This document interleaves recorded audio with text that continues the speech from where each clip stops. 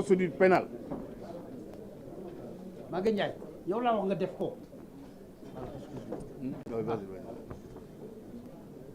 Qui il n'a qu'à donner aux autres. Maguette foo jëm doxal ñii. Non, ñoom dañ ko jot.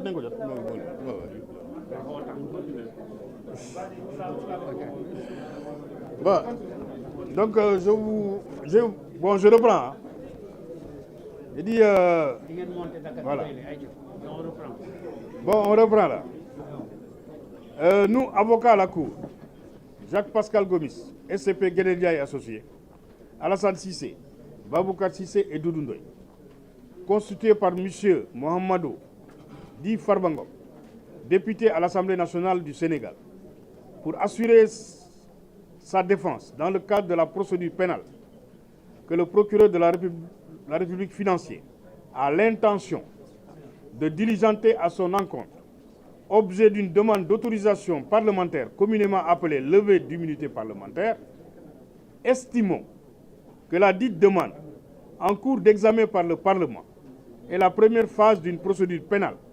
relative aux droits et libertés de ce citoyen, de surcroît représentant du peuple par le suffrage universel. Nous limitant strictement au cadre de la procédure judiciaire, sans aucune autre considération, déclarons qu'à ce jour, en dépit de la floraison des interventions et écrits publics, ni le sieur Mohamedou Farba Ngom, ni aucun des susdits avocats n'a connaissance des faits exacts du dossier judiciaire ouvert par le parquet financier de la République. M. Mohamedou Farba Ngom n'a jamais été mis par l'organisme dit CENTIF en état de connaître et de fournir les éléments concernant les soi-disant affaires signalées, ni sur leur origine, ni sur leur destination, conformément aux lois et règlements ou en violation de celles-ci. Quand l'État, et en considération de l'obligation d'enquête préliminaire mise à la charge du procureur de la République financier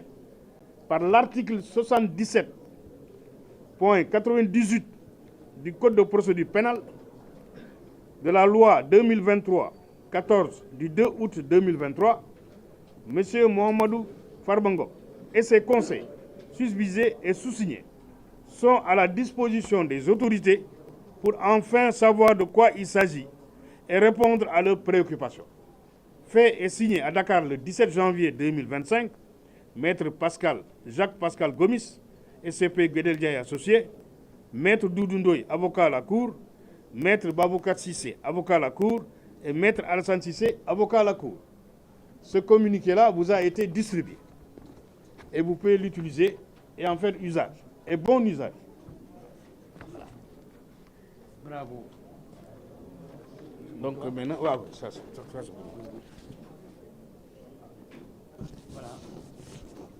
Maintenant,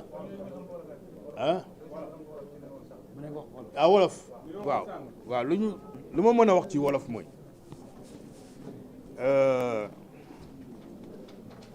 doyen Doudou Ndoye wax na lépp dama ci yokk rek parce que normalement doyen bu waxee man waruma ci woon teg baat mais lu ma la mën a wax mooy lu ma mën a yokk mooy Farba Ngom moom moo ñu consulté comme avocat pour défendre ko ci loo xam ne mi ngi ñëw mooy maanaam temps yii yëpp ci communiqué de presse yi dañ ko gis d'abord ci réseaux sociaux yi ñaari communiqué de presse yoo xam ne ci parquet financier la jógee benn communiqué bi dañ ko signé wuloon ñu ne boobu moom c'était un faux mooy maanaam baaxuloon ñu indiwaat deuxième bi yoon am cachet ak signature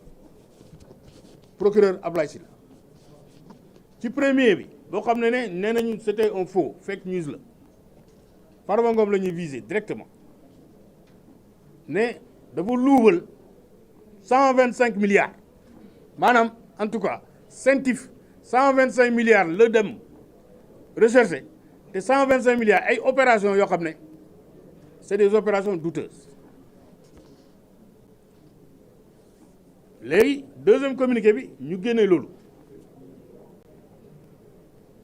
comme Farba Ngom lañ ko visé peut-être que dañ ko def exprès maanaam sandi lii opinion publique bi jël ko yaakaar ne Farba Ngom dafa sàcc 125 milliards ci koo xam ne musul nekk ministre musul nekk conseiller musul gérer deniers publics kooku lu mu mën a luubal alalu réew mi 125 milliards loolu amul mais comme dañuy enclencher procédure ne comme député la te mënuñu ko en tout cas mënuñu ko topp en l'état actuel lu ñu def mooy il faut que ñu def procédure de levée de son immunité parlementaire te loolu moo tax procureur financier saisir procureur général cour d'appel procureur général cour d'appel saisir garde des Sceaux ministre de la justice nag moo saisir assemblée nationale loolu mooy expliquer actuellement procédure bi c'est en cours au niveau de l'assemblée nationale mais Farba Ngom toogul parce que nit ki aussi duñ la tuumaal loo xam ne déjà dañ ko annoncé dans la presse déjà ñi ngi jéem a lever sa immunité parlementaire mooy maanaam sa malaan kiiraay ni ñu koy waxee donc c'est-à-dire en fait yow dañ la bëgg a simi set wecc et pare jël la nag jëbal la yoon donc nee na man dans ces conditions là il faut que comme tubaab nu mu ko waxee deux précautions valent mieux qu'une donc damay fagaru damay consulter avocat ay avocat yoo xam ne demee dinañ ma mën a défendre bu fekkee ne procédure bi dem na ci yoon moom nag wax na nee na ragaluma kaso ragaluma dem yoon te pare naa pour loolu pare naa nag pour défendre pare naa pour répondre du ma daw du ma dem fenn parce que am na possibilité génn dëkk bi amoon na possibilité génn dëkk bi moom am na possibilité dem Agnam dem toog foofu booy jeunes yi Matam yëpp région bi yëpp gaa yëpp génn ci protéger ko mais dugg ci te du ci dugg lu muy def mooy buñ ko woowee mu dem wuyu ji parce que moom gérewul deniers publics te dossier bii bu ñu naree gëstu bu ñu naree creuser ñu bëree dinañ daanu fii ñu bëre dëkk bi moom dañ fi daanu donc je pense que balaa ngay def dara il faut nga réfléchir donc loolu moo tax Farba Ngom ne moom dafa constituer avocat yi mooy ñeenti avocat yu ma lim léegi ñooñu nag ñoom la jël pour ñu défendre intérêt te dinañ ko défendre jusqu'au bout le seul regret bu ñu am mooy benn point parce que bu ñuy lever sa immunité parlementaire assemblée on ne permet pas aux députés concernés d'être assistés d'un avocat loolu rek mooy problème bi parce que Farba Ngom benn député rek la mën a jël pour que mu défendre ko au niveau de l'Assemblée nationale loolu mooy problème bi mais bu fekkoon ne dañuy permettre au moins avocat député bi jël avocat dem ñun dinañ fa teew mais pour le moment mënuñu fa teew ñun c'est sur le plan judiciaire que la ñu mën a intervenir donc c'est pourquoi ñu expliquer ne Farba Ngom rapport scientifique bi moom gisagu ko avocat mi gisaguñu ko kenn gisu ko donc rapport boo xam ne à la limite c'est confidentiel ay rapport confidentiel parce que scientifique lu muy def mooy rassembler information rek yi ñu koy jox mu dajale ko jébbale ko procureur ne ko procureur man daal information yi may jox daal dafa teyloo sama xel quoi mais dama bëgg nga gëstu nga xool ndax opération yooyu c'est licite ou c'est illicite loolu rek la mais danger bi mooy lan yow dañ lay ciblé ne yow la opération yi balaa ngay expliquer ñu ne la demal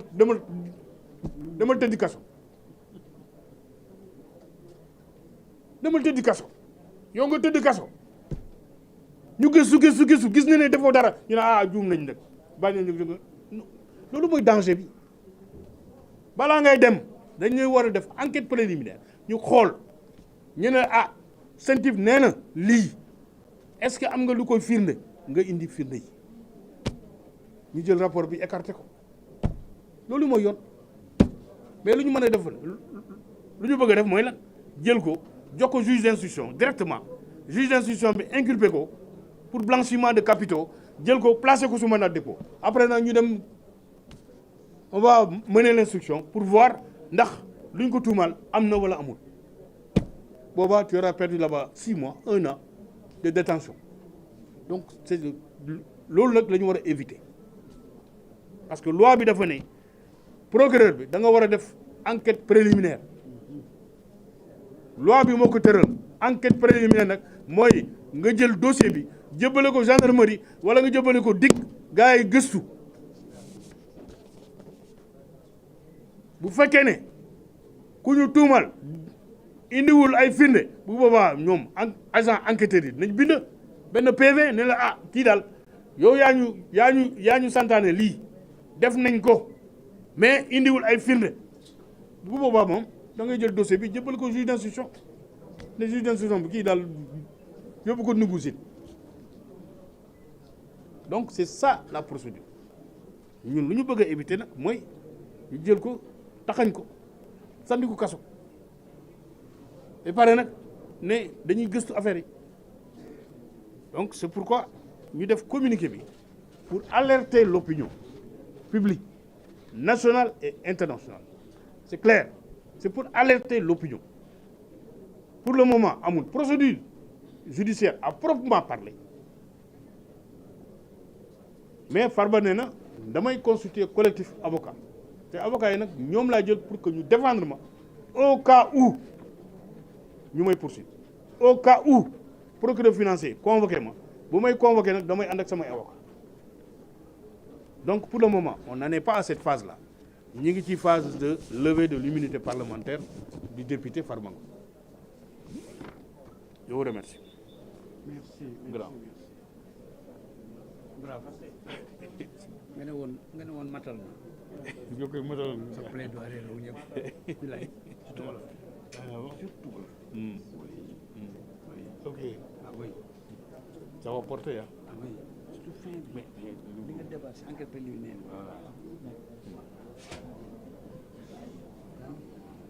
non, il n'y a pas de question.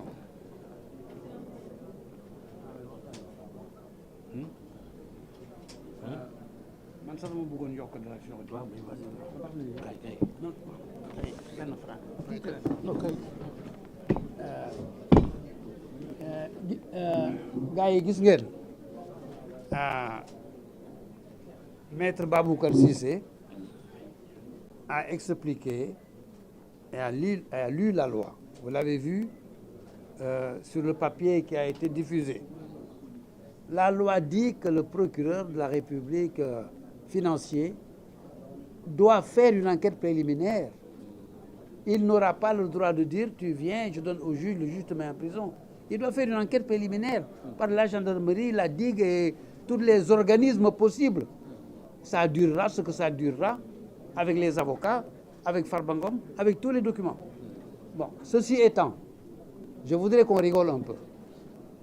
Je voudrais vous faire rire un peu. Vous avez lu les journaux d'aujourd'hui. J'ai vu dans un journal d'aujourd'hui la photo d'une personne dont je ne cite pas le nom. Et on a mis qu'on lui impute 125 milliards. Vous l'avez vu dans un journal en première page. Vous êtes tous des journalistes, j'espère que vous l'avez regardé. Je pense que c'est l'Observateur. En première page, il y a une personnalité du monde des affaires au Sénégal dont on a mis la photo et on a mis que ce sont les 125 milliards. On l'accuse des 125 milliards jusqu'à ce que ça soit prouvé. Alors, est-ce qu'il s'agit donc des 125 milliards de Farba Ngom ou de lui? Vous voyez les fake news. Maintenant, les 125 milliards, c'était Farba Ngom. Maintenant, c'est M. Y. Et jusque-là, celui qui a écrit 125 milliards, ou d'où ça vient, ça n'a jamais été prouvé. Ni pour Farba Ngom, ni pour le nouveau. Vous voyez bien qu'on a parlé au Sénégal pour parler. Moi, j'ai lu aussi, dans un journal, sauf erreur de ma part, ça doit être l'Obs encore, une femme qui s'appelle Seck, une dame dont le nom de famille est Seck. Elle a écrit que M. Farba Ngom a reçu un chèque de 2 milliards et nangam nangam, après un chèque de 1 milliard nangam nangam, et un chèque de 300 millions. Le tout fait 3 milliards 600 millions à peu près. Ça, c'est plus détaillé. C'est possible que ce soit vrai. Mais 2 milliards, 1 milliard 600, 300 millions, pour quelqu'un qui est un homme d'affaires, un courtier, qui fait ce travail-là conformément aux lois et règlements du Sénégal,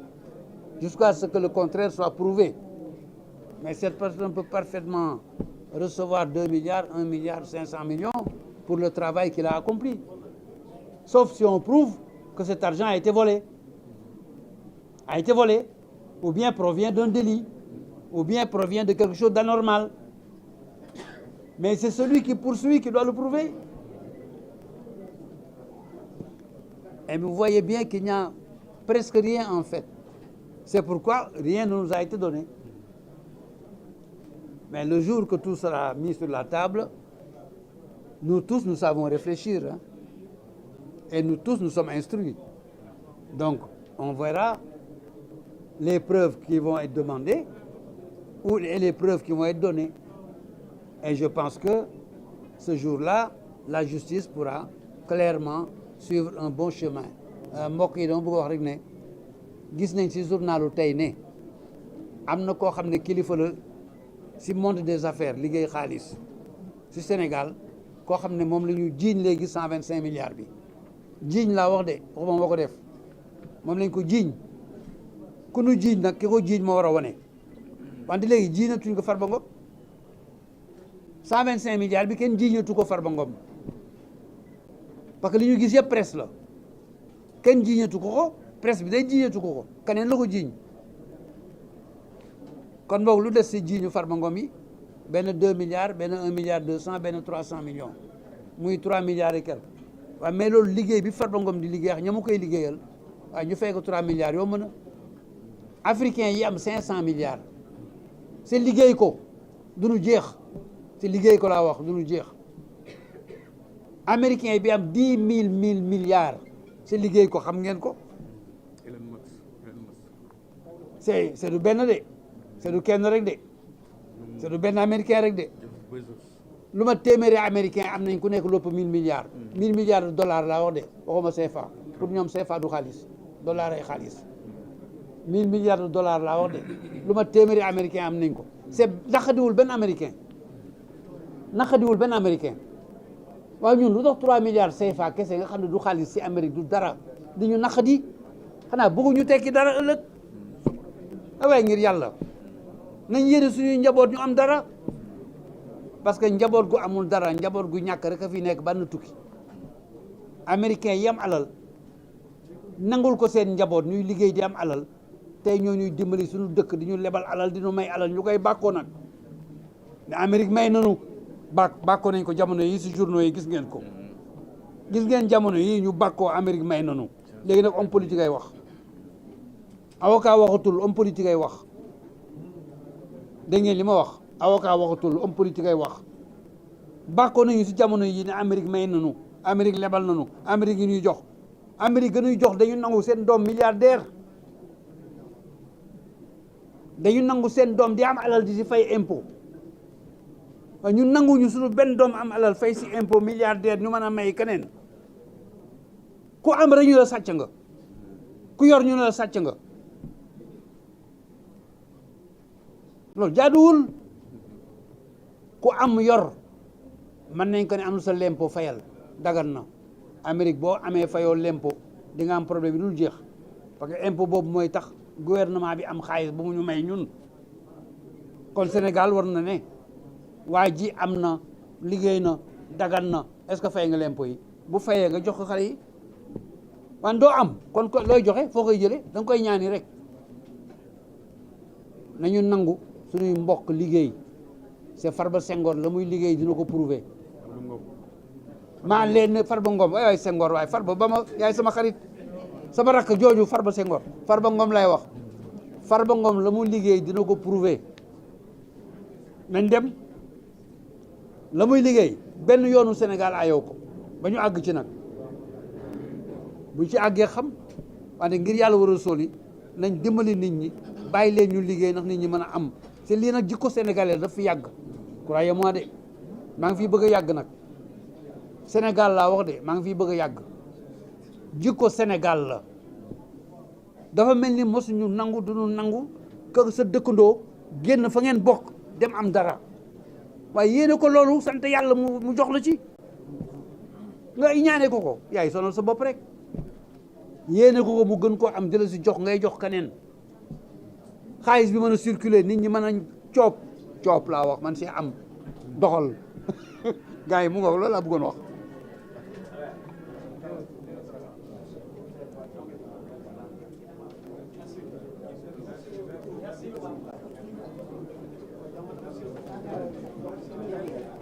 mu ngoog boy na ngay am xay jox leen ci waaye ngeen di coop ñu sol ni ñu sol nañu